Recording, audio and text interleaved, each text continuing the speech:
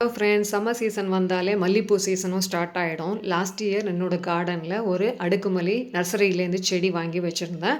அது வந்து last year அவ்வளோவா பூக்கலை.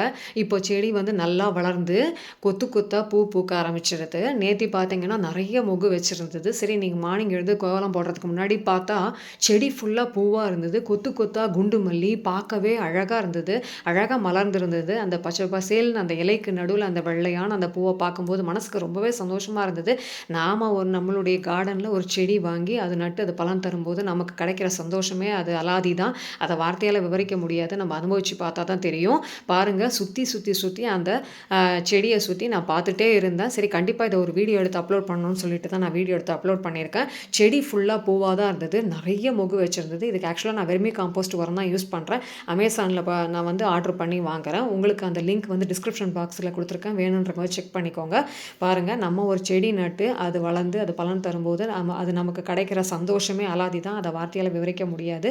பாருங்கள், கொத்து கொத்தா குண்டு மல்லி அந்த இடம் தாண்டி போனாலே ரொம்ப வாசனையாக இருந்தது. ரொம்பவே மனசுக்கு சந்தோஷமாக இருந்தது. உங்களுக்கு இந்த வீடியோ பிடிச்சிருந்தா லைக் பண்ணுங்கள், என்னோடய சேனலை சப்ஸ்கிரைப் பண்ணுங்கள், கூடவே பக்கத்தில் இருக்க பெல் பட்டனை ப்ரெஸ் பண்ணுங்கள். உங்களுக்கு லேட்டஸ்ட் வீடியோஸ் அப்டேட்ஸ் உடனுக்குடன் கிடைக்கும். தேங்க்ஸ் ஃபார் வாட்சிங்.